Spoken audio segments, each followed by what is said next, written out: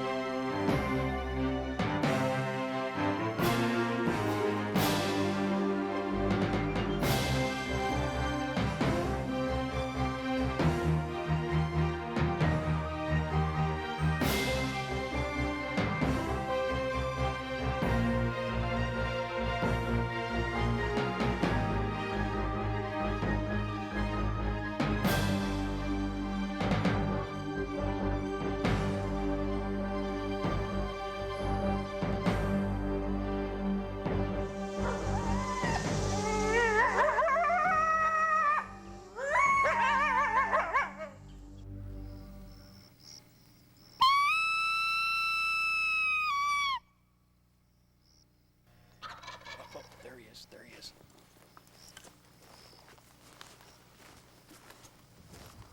Oh, wait a minute. Before we go tearing off after this gobbler, I gotta explain something. This program's all about locating turkeys. Before you can call one up, you gotta locate them. There's lots of ways of teaching you how to locate turkeys, and we're gonna show you those ways. The old tried and true, using a crow call, the owl call. We're going to teach you a couple of offbeat things like gobbling to locate them, especially late in the evenings. Up in the day, too, it's really a great technique. But we're also going to show you a couple of really weirdo things like using a predator call, even a deer call to locate turkeys. But most importantly, we're going to show you that funny little sound you just heard a minute ago. You say, what in the world was that? That was a peacock call. This is one of the hottest new things we've found lately, and it really makes the gobblers call. But before you can call up that gobbler this year, you gotta locate them first. Let's go.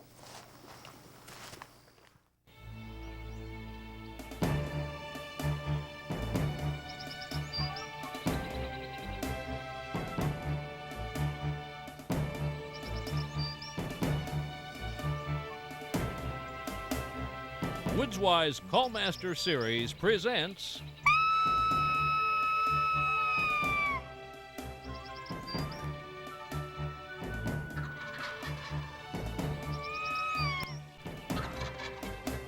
Screamin Gobblers with host Jerry Peterson and Woodswise senior staff members Gary Sefton and Zig Curtanis.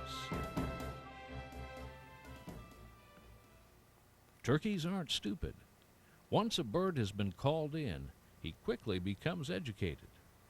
Research tells us that they have superior hearing than that of humans. They can also dissect a particular call into a blend of frequencies and clearly identify, distinguish, and remember the call of a particular turkey. For this reason, it pays to vary our calling with the use of boxes, slates, and mouth calls, lest we get found out. The same goes for the repetitive owl hoots of a hunter at pre-dawn. Eventually, mature birds learn to fly down and walk in the opposite direction from the familiar owl hoot.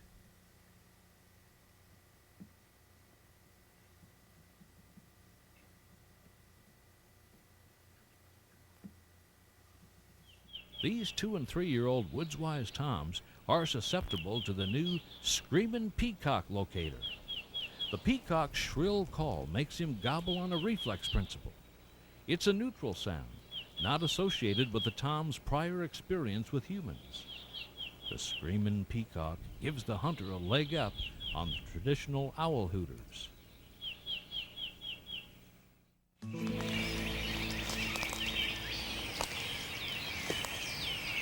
This is the time you want to use a peacock call.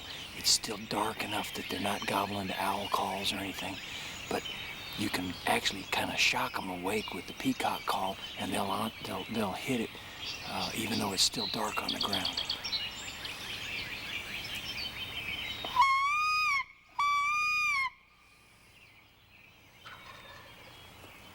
answer right over there. There's another one over here, too. This one sounds a little closer. I'm gonna go to that one.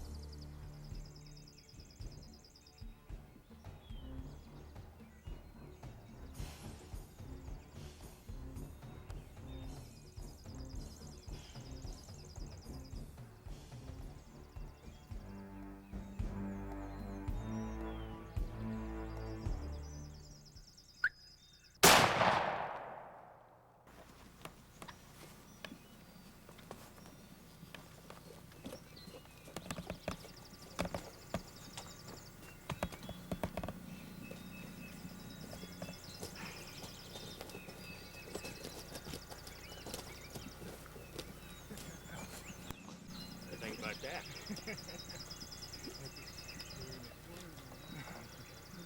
I couldn't rely on it.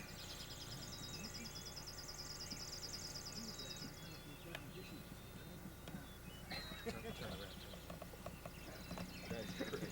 Fantastic. That was nice. Nice bird, huh?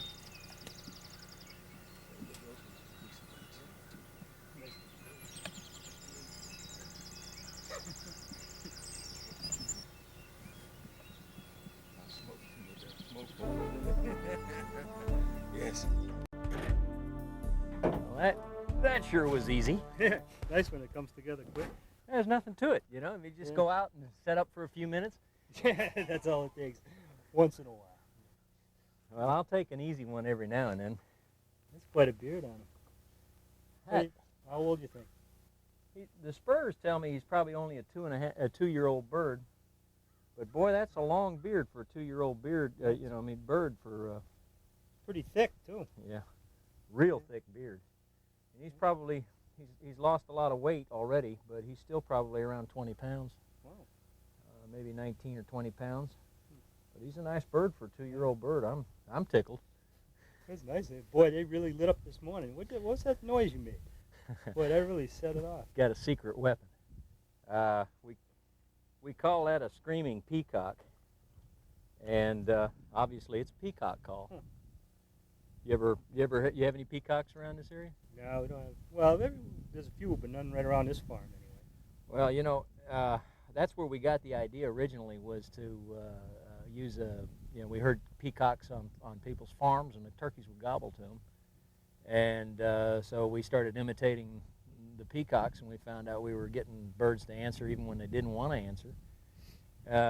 Then the next thing was, of course, will it work where they've never heard peacocks? And sure enough, everywhere we've tried it. And we've been out in the wilderness, out in the mountains out west, down in the Rio Grande area of Texas. No matter where we went, those turkeys would hammer on that. Boy, it was loud. It sure set them off this morning. It's a real piercing sound, and that seems to be what does it. You can either blow it one of two ways. You can either do that oh wah, like I was doing this morning. I like to do that when we're closer in or where I suspect the birds are closer to us, and in this case they were just a couple of 100 yards away from us. But if you don't get a response up close, then you can get on it and just really scream on it, just and just lay on it, and man, it'll make turkeys gobble farther away than you can go to get them. I'm sure they could hear it. It's pretty loud. Yeah. Makes quite a noise. Well, I guess I'll have to get you one of these then, huh? Yeah. It's going to have to fit in the repertoire. Well, you promised me sandwiches and coffee. We're here early enough, we might as well have it for breakfast.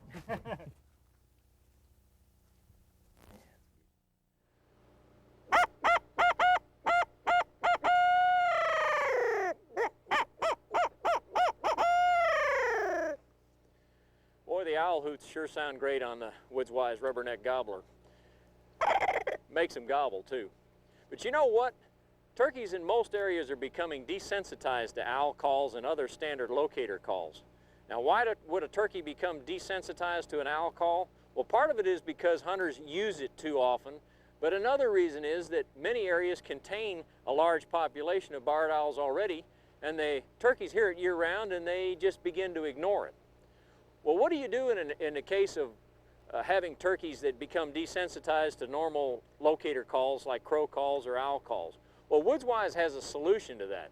We call it the Screamin Peacock. Now, I know what you're going to say. You don't have any peacocks in your area.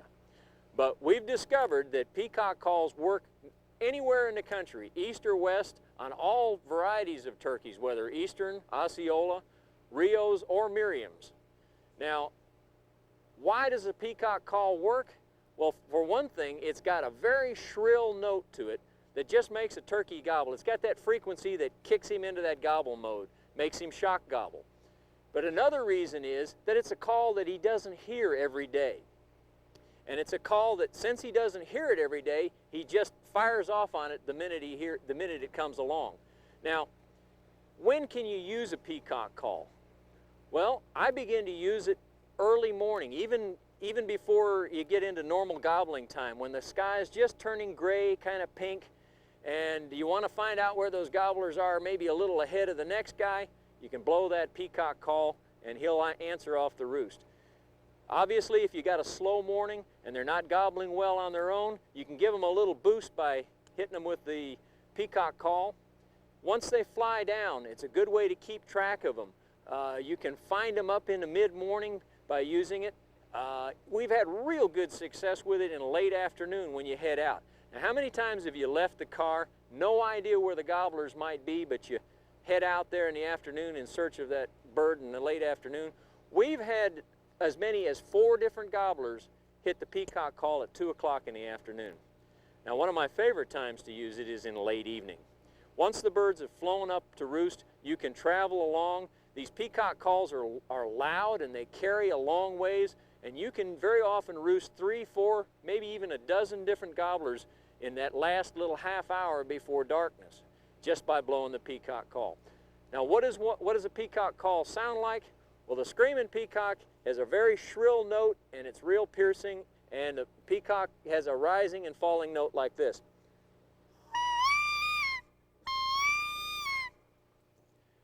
Now, if you want to see how effective they are, look at this.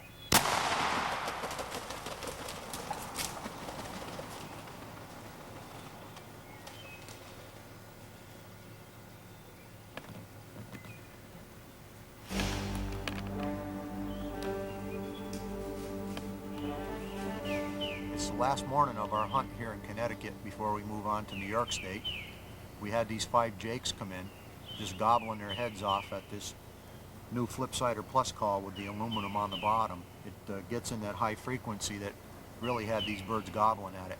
We had them right in our pocket here, 6 to 8 yards, and I decided to tip one of these jakes over for the farmer whose farm we're hunting on for a freezer bird for him.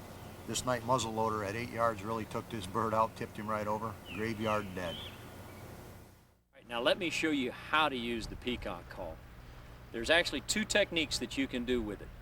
First, the loud scream for long distance locating, and then the double scream used for close-up work.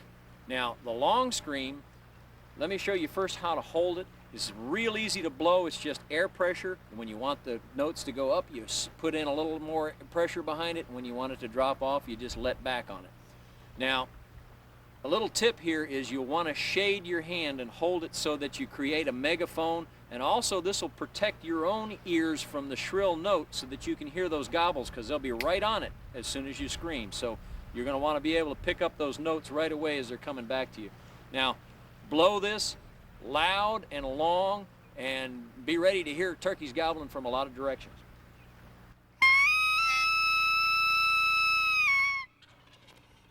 Now that'll work up to a half a mile or more, and you may get several different gobblers located with just one call like that. Now another tip is, don't blow another one right on top of it after you get a gobble coming back to you.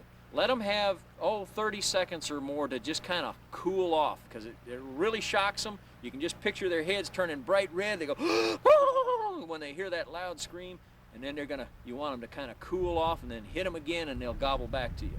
Now, as you're moving in on that bird, tone it down and go to the double scream. Now, out maybe 500 yards, you can blow it pretty much directly at them, but as you move in, you want to start turning away from them, and actually as you get in fairly close, you're going to turn totally away from them and blow it into the dirt. This will help soften the impact of the call, and then also just don't blow it quite as hard. Now here's the double scream technique.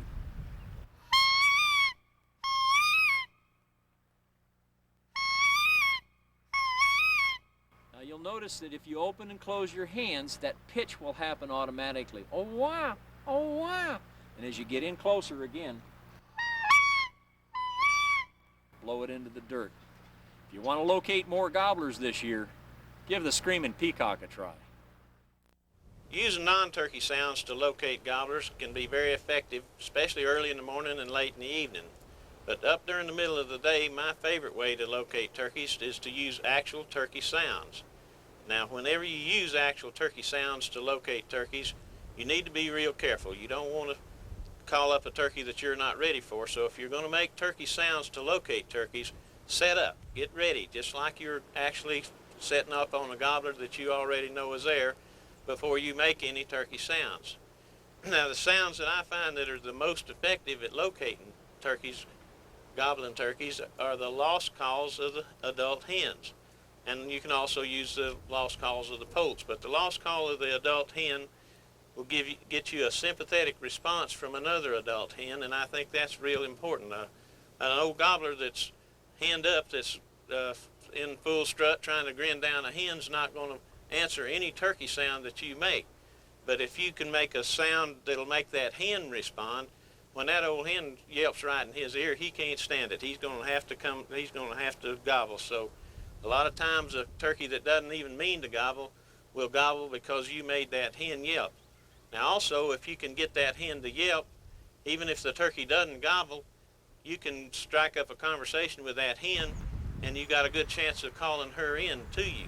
And the way you do that is when she responds, you call back to her the same way that she responded to you, and I call it browbeating. You just do whatever she does, do it back at her with a little more charisma on it. Just add a little extra to it, and if she comes to you and that gobbler's with her, then you're going to get a chance to see that gobbler. Now, the difference between lost hen yelps and plain yelps the fact that the lost yelps are longer. The sequence is longer. There are more of them, more intensity. Now, a plain yelp is just 4 or 5 plain yelps. It sounds like this. A lost yelp, that's 5 or 6. A lost yelp maybe 10, 15. I've heard turkeys do 25, even as high as 40. but there is a rise in intensity in the middle and it kind of trails off at the end. It sounds like this.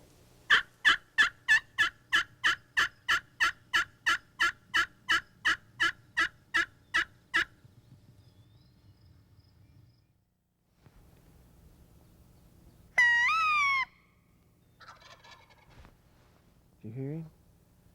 About 200 yards over there. It's amazing how well turkeys respond to this screaming peacock call.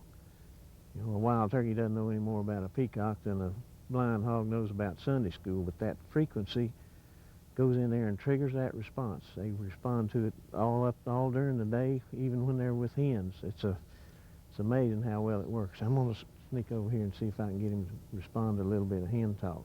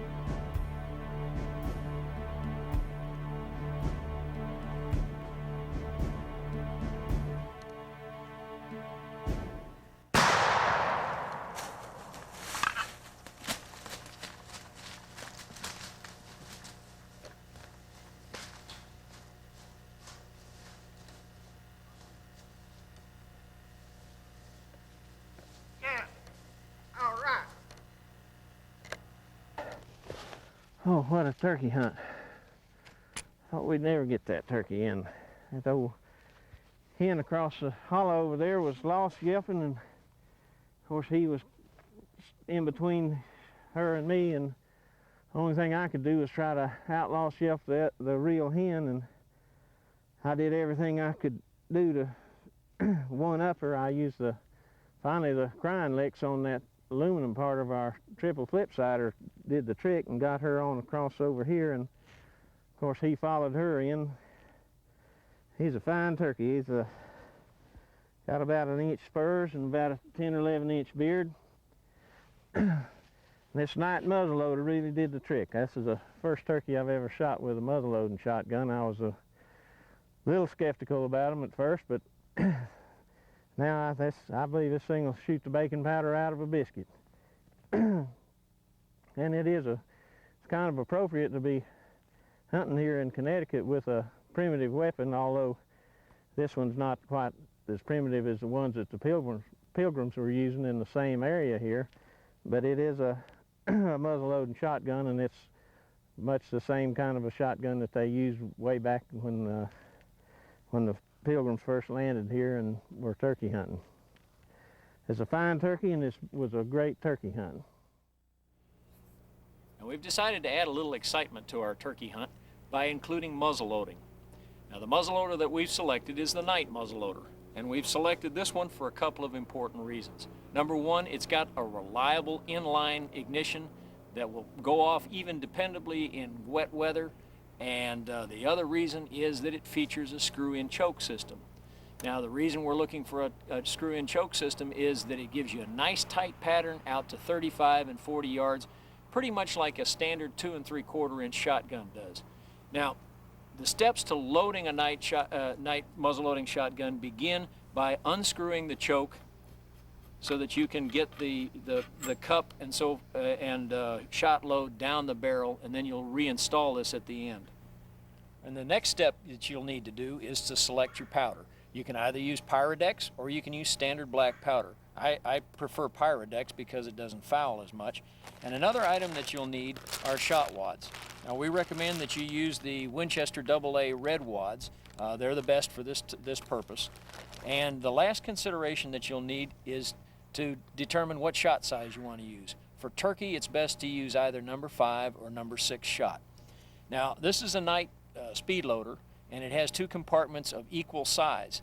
Now in shotgun loading, you want to use an equal measure of powder to the equal measure of shot that you're using. This speed loader uses about 110 grains of powder, whether black powder or Pyrodex, and that'll be the first thing that will go down the barrel is the powder, and that goes in like that. The next thing that you will load down the barrel is your red wad. Now you set that in there, follow it with the ramrod,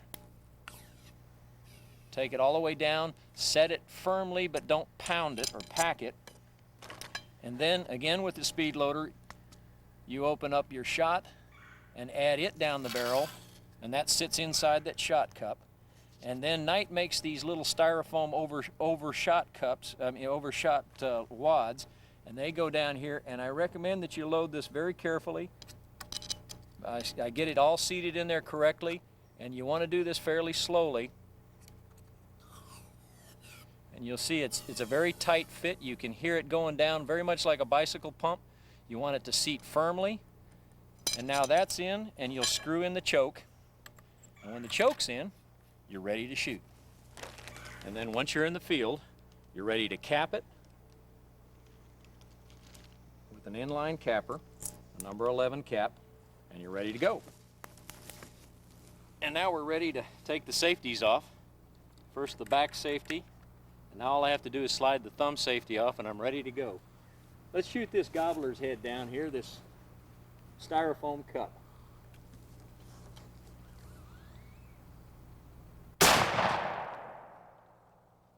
There you have it.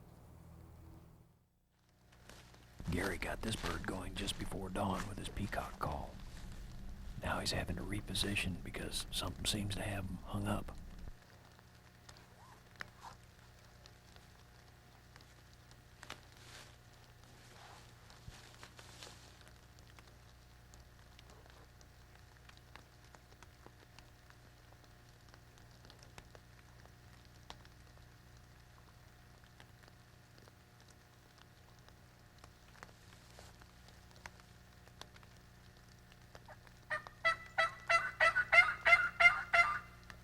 Gary is using his Blockbuster 3 diaphragm because of the rain.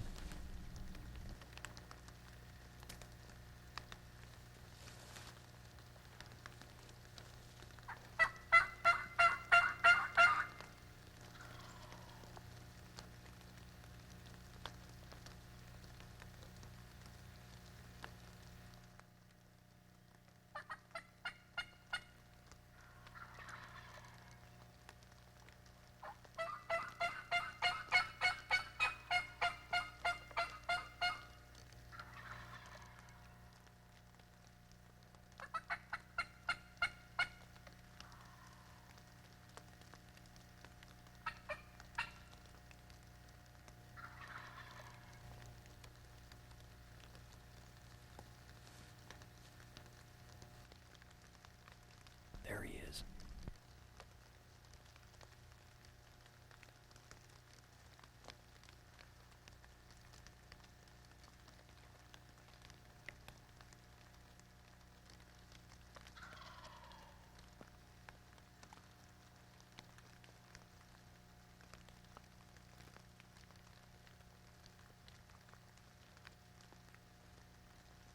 No, wait, there's two birds.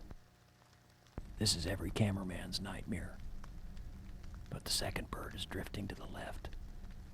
Gary's sitting on the right, so it's logical the cameraman's going to stay with the bird on the right.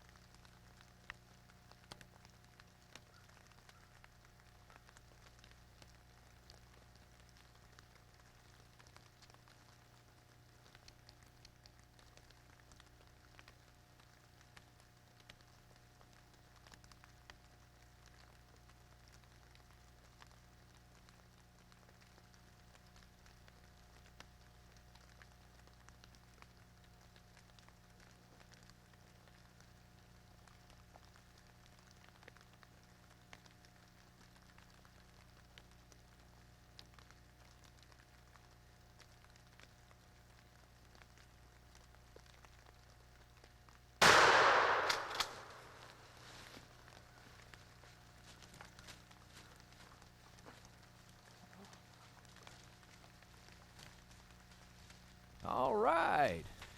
Ooh. Golly, Gary, you don't have to tackle them.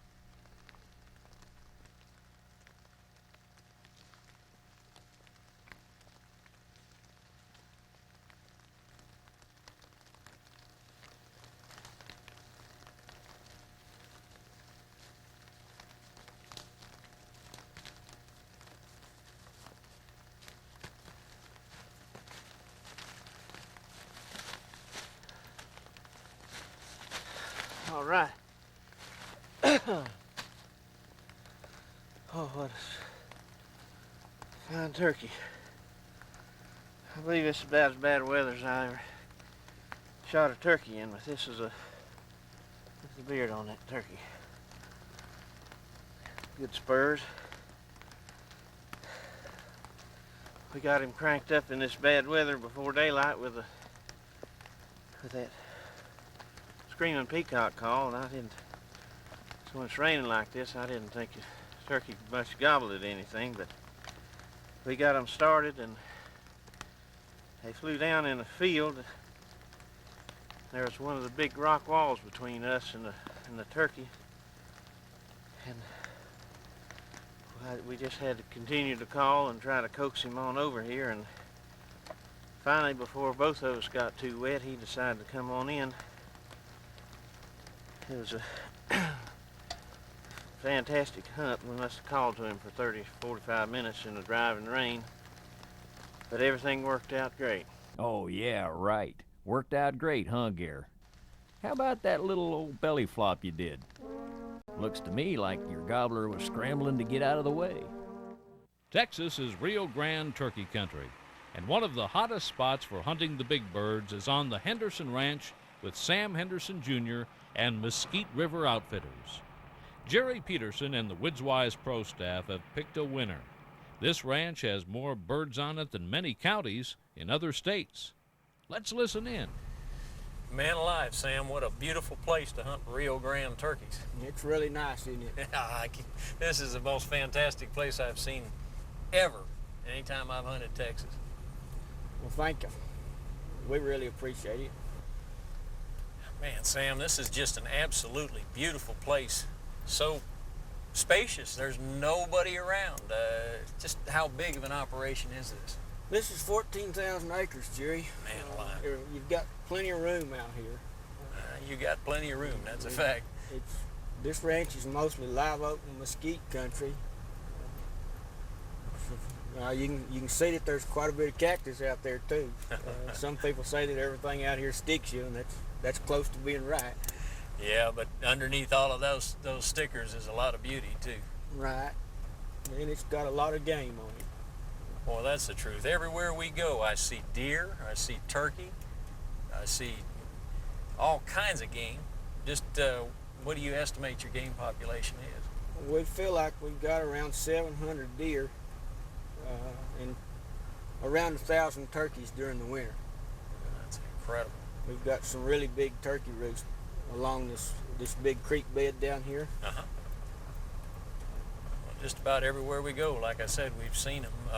What about water and things like that? All the water on the ranch is furnished by windmills or electric pumps, submersible pumps, and we've got it where every pasture has at least 2 waters in it, and the deal on that is that the animals don't have to travel over a half a mile to get a drink of water.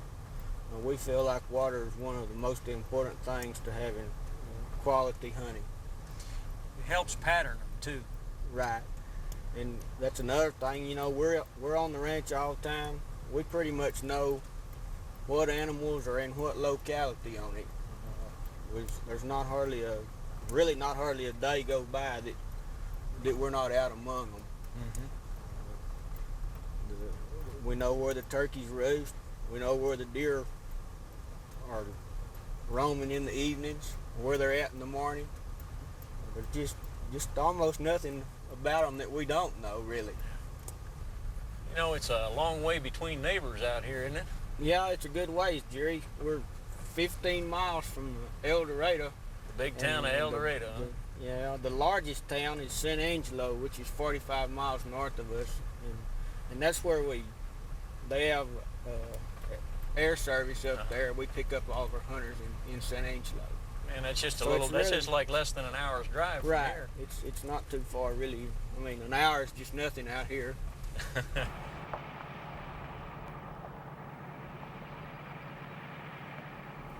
There's no doubt about it, Sam. You know how to manage your game here, but just exactly how do you manage your hunters? Well, Jerry, we try to take only 30 turkey hunters, and feel like by doing that everybody gets a quality turkey hunt. And we only allow them to take 2 turkeys in the spring, and on our deer hunts in the fall, now we only let the guys take 1 turkey.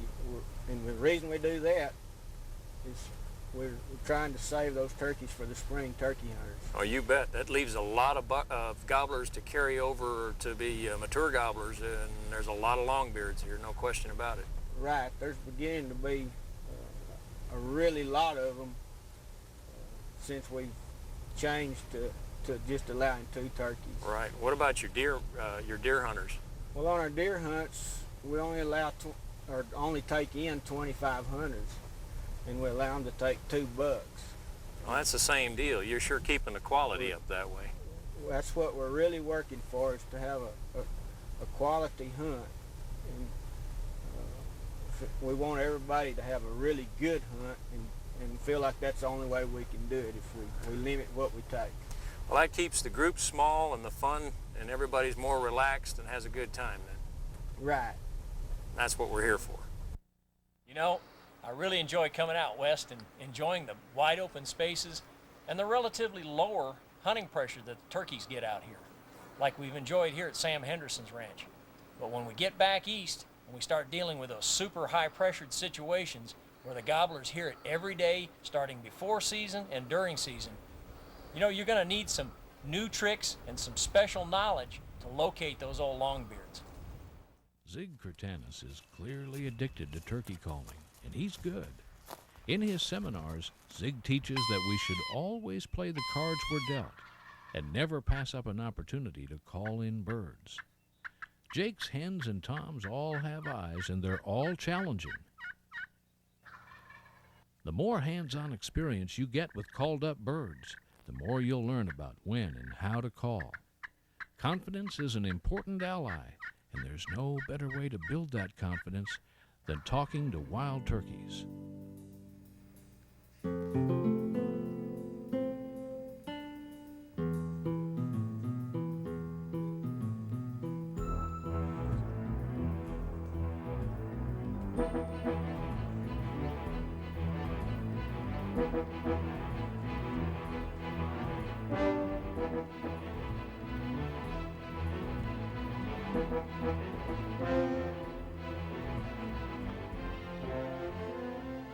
Another trick Zig often talks about is repositioning your setup once you have more information. The gobble he heard when he blew the Screamin Peacock call wasn't from these jakes. The distant gobble was from a tom who isn't following the jake gang. In a situation like this, it's good to switch calls and then watch for a silent approaching gobbler.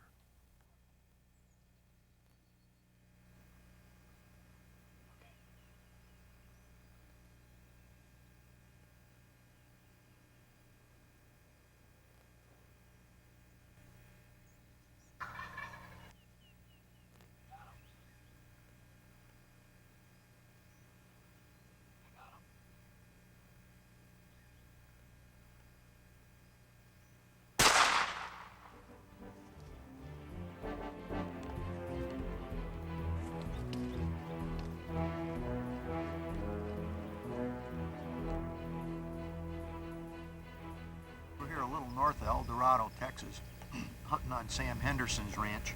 It's the second day we've been here. The birds aren't gobbling all that great, just kind of off the roost in the morning. It's 9 a.m. and we got this bird working. It's a mature bird, a 2-year-old with a nice tail on him. He doesn't have all that much for a beard, but as hard as these birds been coming the last few days, we decided to take him. He gave us a good opportunity and a nice clear opening, and we just went ahead and took him down.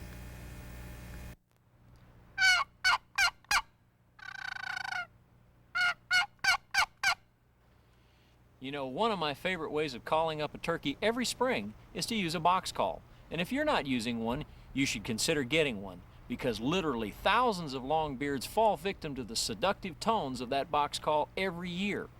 Now, WoodsWise has made it particularly easy for you to use a box call by adding what we call a quick draw feature. This system allows you to make calls so easy that if you can draw a straight line, you can call a turkey. Now let me show you how it works.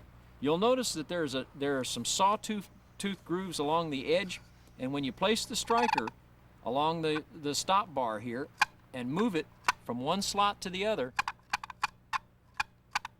you get automatic clucks. And when you run several of them together by moving the striker back and forth quickly, you get excited hen cutting. Now there's another groove that goes this way, and when you slide the striker this way, you get automatic yelping. Or go slowly, and you get the purrs. Mix them together, and you can do a clucking purrs, or excited yelping. If you want to take up the box call, consider the quick draw box call. It works also as a standard box call. Just that simple.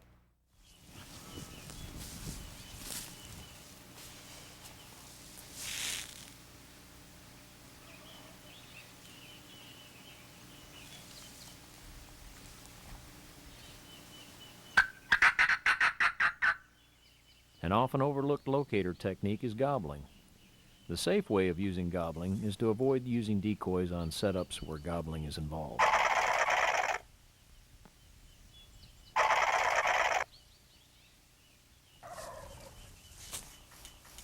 Oh man, he's close.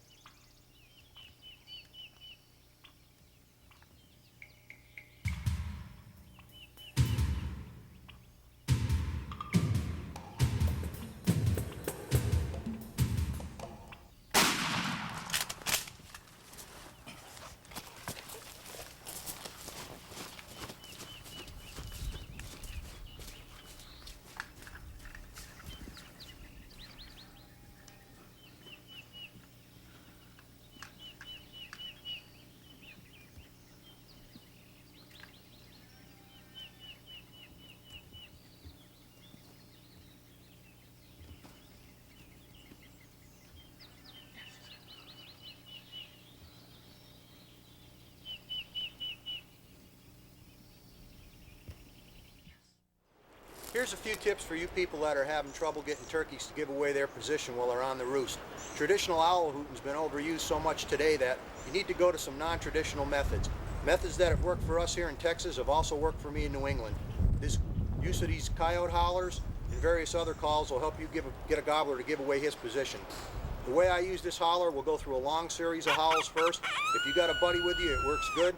Just let him get off to the side of you a little bit so he can hear a turkey gobble if you're caught in the middle of it. Another alternative method we use is a predator call, and this works real good. You can be pretty close to the position of a roost and they'll still give away their position with this call. And it's simply just lay right on it.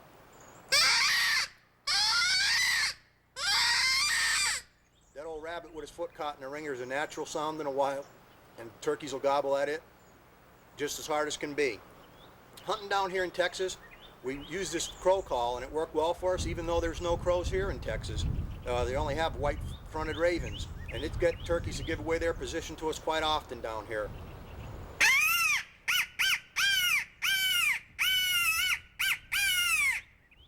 Don't be afraid to go to some non-traditional methods. Just because your buddies are all owl hooting and getting turkeys not gobbling, you need to go to something different that's going to get that bird to give away his position. It'll help you put more turkeys in the bag. The howls of the coyote is to Rio Grande turkeys as the hoot of a barred owl is to eastern turkeys. They hate 'em. Peterson's Screamin' Coyote Howler got these roosted Rios to gobble and give away their position. Next morning at 9, Zig Curtanis set up at the head of the draw.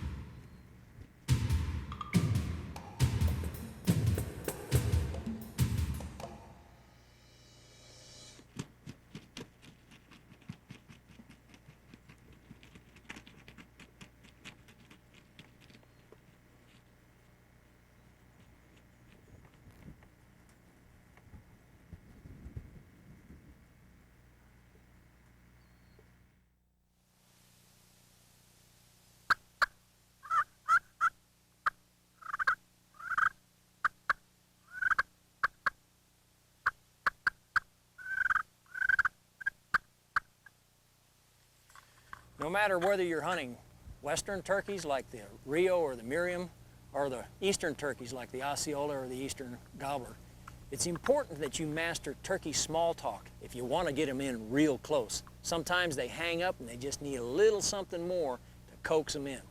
Now, what do I mean by turkey small talk?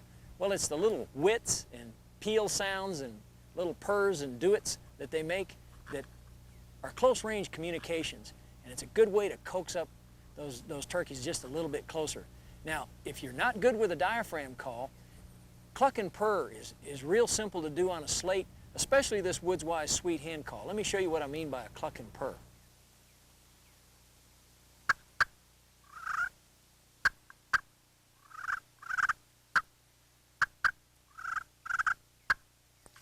Just that little contented cluck and purr as turkeys feed. Now, this is a real close range call and it's very effective. Now, if you are a good diaphragm user or want to become a better diaphragm user, You might want to pick out a two-reeded call like this aggressive hen. And I like two-reed because you can blow it soft and it's got a real clear medium tone, which you need to make these sounds. Now, the sounds we're going to discuss now are the whits, the do-its, and the peel calls. Now, the whits are just these little question calls that they make, kind of whit, whit, whit, whit, and they sound like this.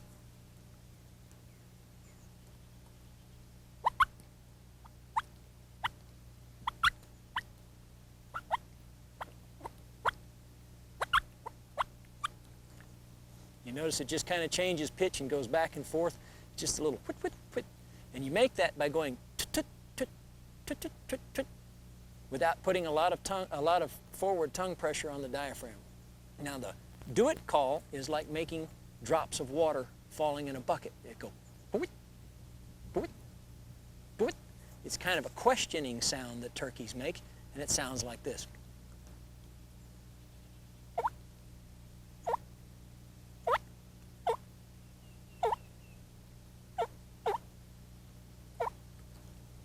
And then finally there are the peel calls. And they're kind of a happy call that turkeys make. They go peel, peel, peel, peel, peel, peel. They kind of start high and drop down like this.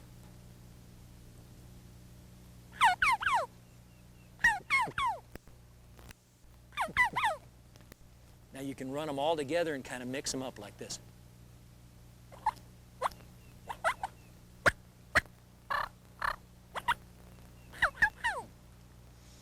If you want to get turkeys up extra close, master turkey small talk, just like this.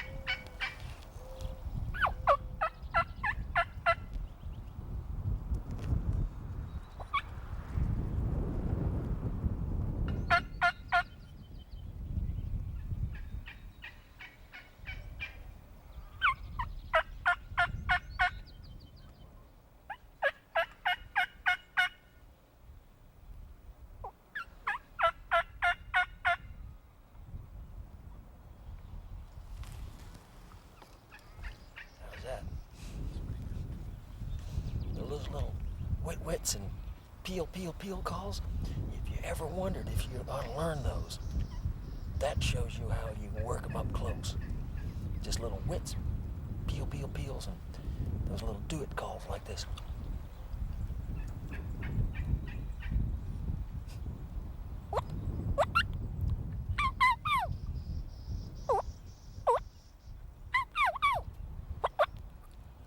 That's how you get them up close. That was neat.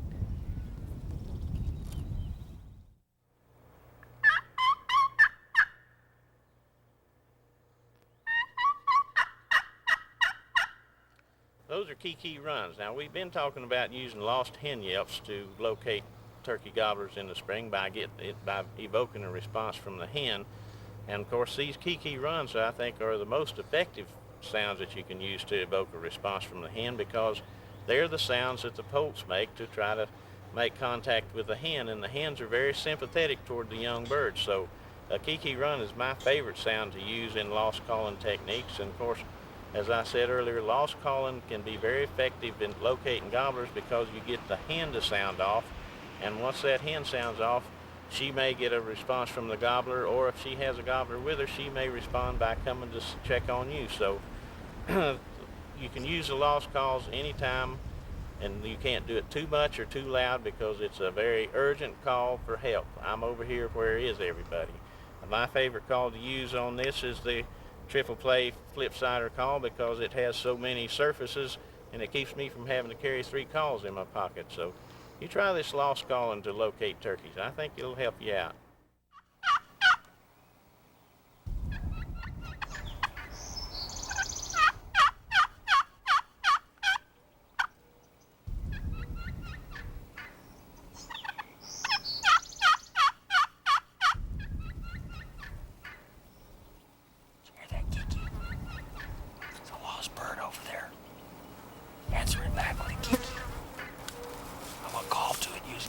See if we can't get it to come in here.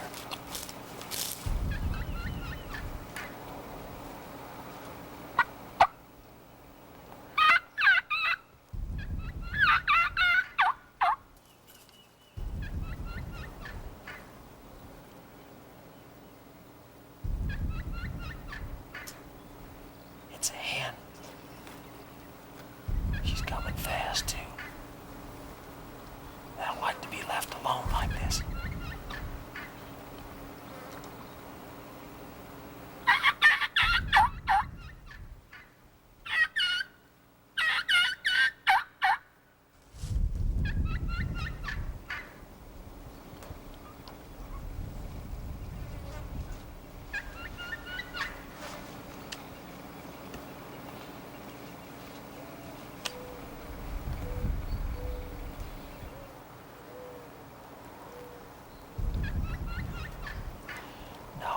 Is a gobbler come running in like that hen did.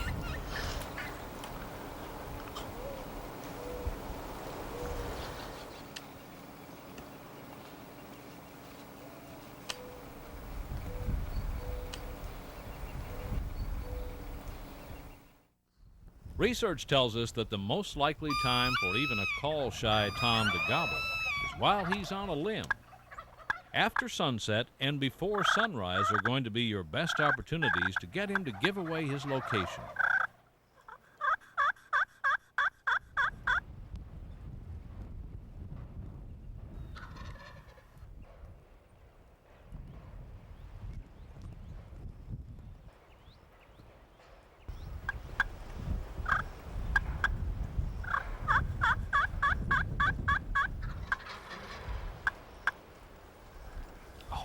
Some jakes.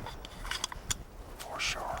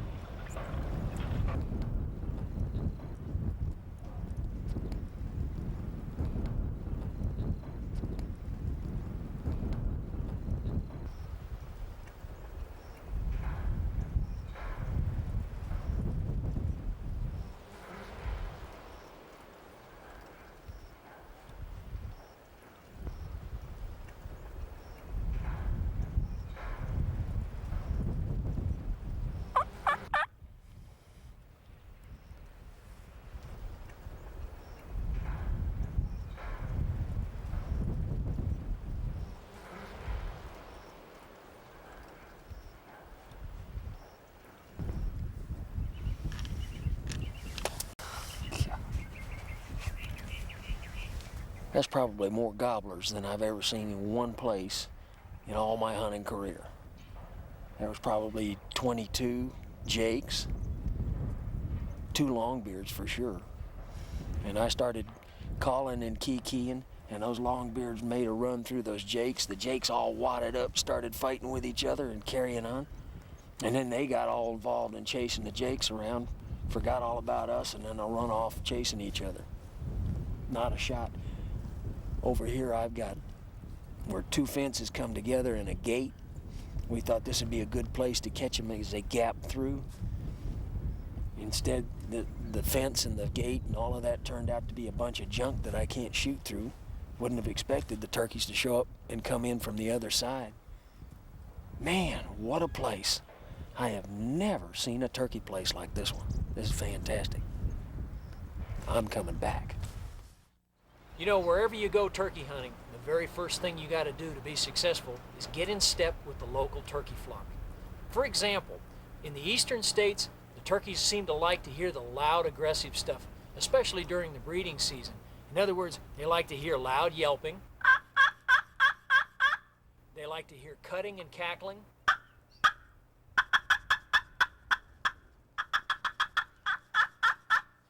And they seem to like raspy calls, like raspy diaphragms.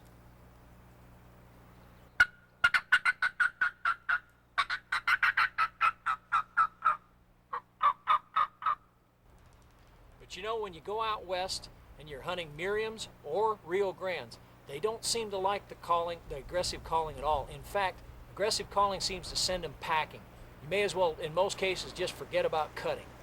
They seem to like to hear little soft yelps, like I'm making on this sweet hen box, or a diaphragm that's kind of a medium pitch, and they do this little lost call. This is the most productive call, and it sounds like terrible calling for me. As a good caller, I don't like to hear this call, but this is what the local birds sound like.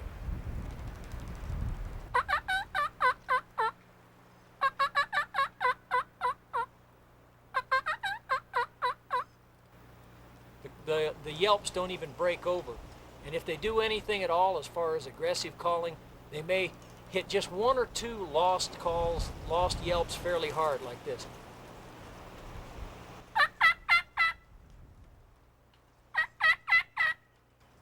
The lost yelping, even when given loudly, seems to be very short.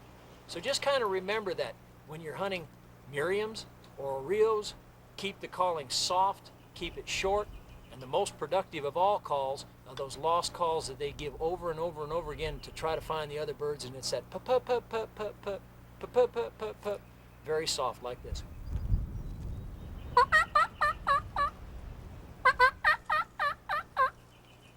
So wherever you're hunting, get in step with the local flock. Turkey hunting isn't just about shooting turkeys. A big part of it for me is calling them up and getting them close. Right here is an example of what drew me into the game call manufacturing business. The thrill isn't just fooling them, but the idea that I have a choice of enjoying the hunt without filling my tags.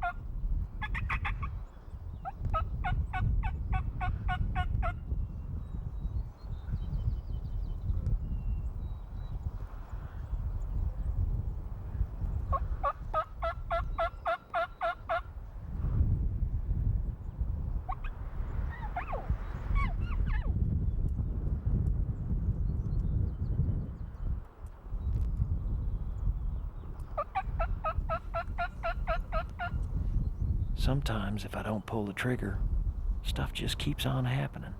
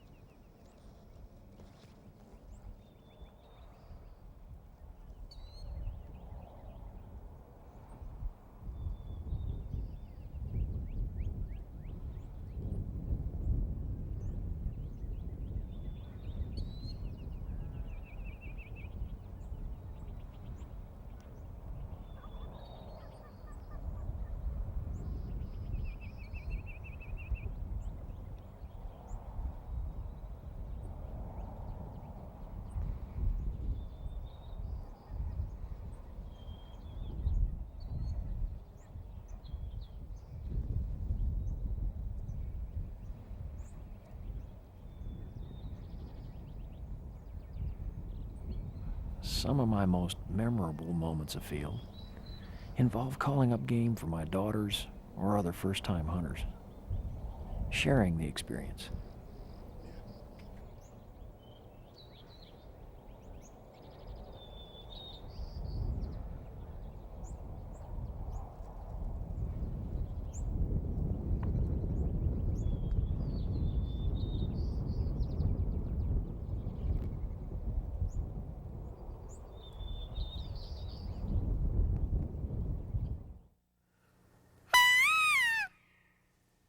Screamin' peacock call. Boy, those wild turkeys just can't stand it. When old gobbler hears that sound, they just have to respond. I believe it's the high frequency that just goes in there and triggers that response. I've used all kinds of locators, and I've been using this one for the last 2 weeks from Texas all the way to upstate New York, and I've had turkeys respond to this sound when they wouldn't respond to crow calls, owl hoots, coyote howlers, any of the other locators that we have. This has really been super effective. And then one of the things that I really like about it is when you're out in the woods before daylight and you hear an owl hoot or a crow call, you don't know if that's somebody over there with a call or somebody or an actual owl or an actual crow. When you hear that screaming peacock call, you know it's somebody. You know to back away from there and go hunt you another turkey. So it's effective because it makes turkeys gobble, but it's also very effective because it lets other hunters know that you're on this turkey and to back off and give you some space. I wouldn't go into the turkey woods without one.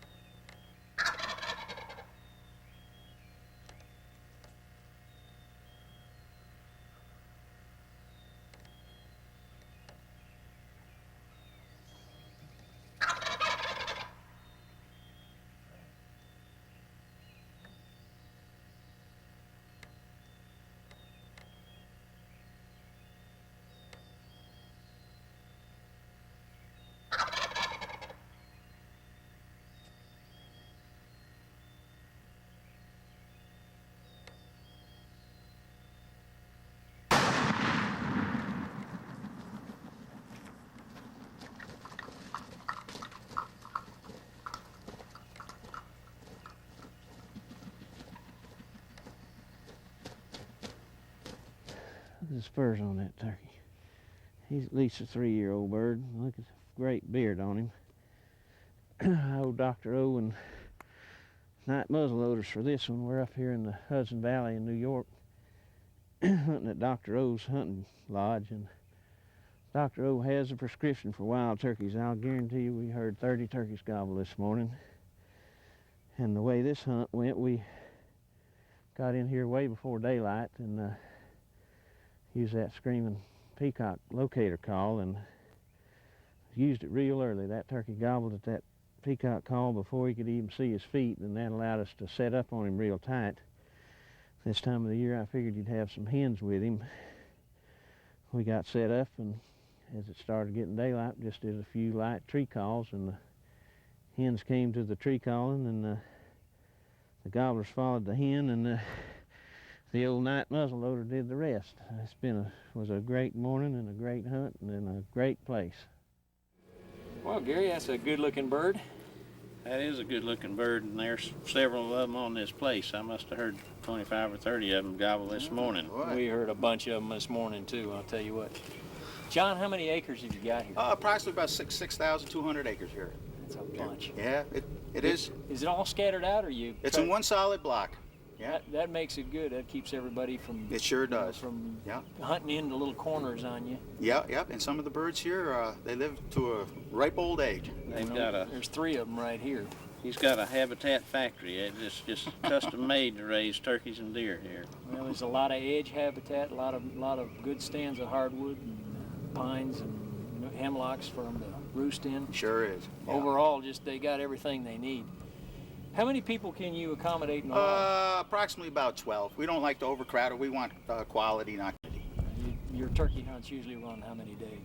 2 days, but a hunter can stay 4 or 5 if he wants to. Yeah. Works out good. Yeah. So you got, the season runs what from? From approximately May 1st to May 31st. And they're pretty much gobbling birds through that whole period. Yes, sir. Yes, sir. Yep. You get some real hot birds. Well, like Gary was saying, we sure heard a bunch of them. I bet you we had maybe a dozen different gobblers that we could hear from where we were sitting. Fantastic. When you run your deer hunts down here, how many people do you usually cover, during the season? We run about 30, 35 people. Again, we could run more, but we don't really want it. Quality. That's a good number. That keeps it from overrunning. Yeah. You can take both bow hunters and. Oh yes, absolutely. Yes. Yeah. Well, you're off to a good start. Oh, thank you. Why? With you, when you got a lot of mature birds like this, and we saw some jakes. There's always future. Oh yeah, absolutely. And saw a good number of hens. That's the important part. Oh yeah. That's the factory of the future right there. Yes.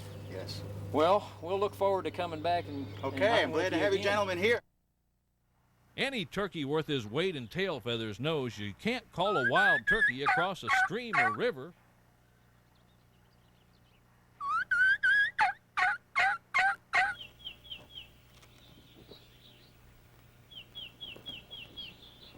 And it's impossible for a gobbler to get across a sheep fence or gate.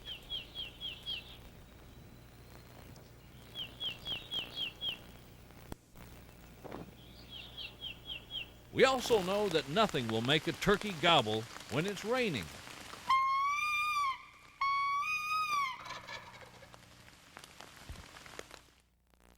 And finally, it's also common knowledge that a tom turkey would never gobble to a peacock call.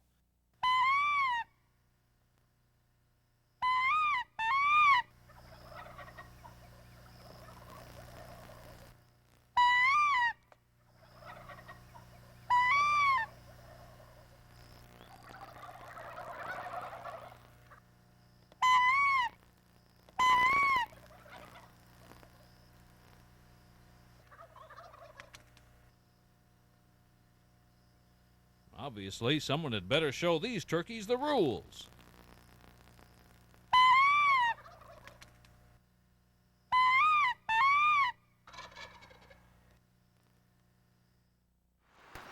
So there you have it, gobblers on location. If you don't know where those gobblers are, you're only out there guessing. So get out there and use those locator calls, and you'll be calling up more turkeys this spring. Good hunting to you. For a free WoodsWise catalog, call or write WoodsWise Products, P.O. Box 681552, Franklin, Tennessee 37068, or call toll-free 1-800-735-8182. The catalog contains all of the calls used in this production. You'll find a complete selection of hunting products and videos designed to help you become a call master. Look for the Vocal Wildlife series, full 60-minute programs that feature in-depth calling instructions on subjects such as white-tailed deer, wild turkey, and more. Then look for the Callmaster series of videos. This series of action hunting programs is designed to show you how it's done. So get out there and call them up.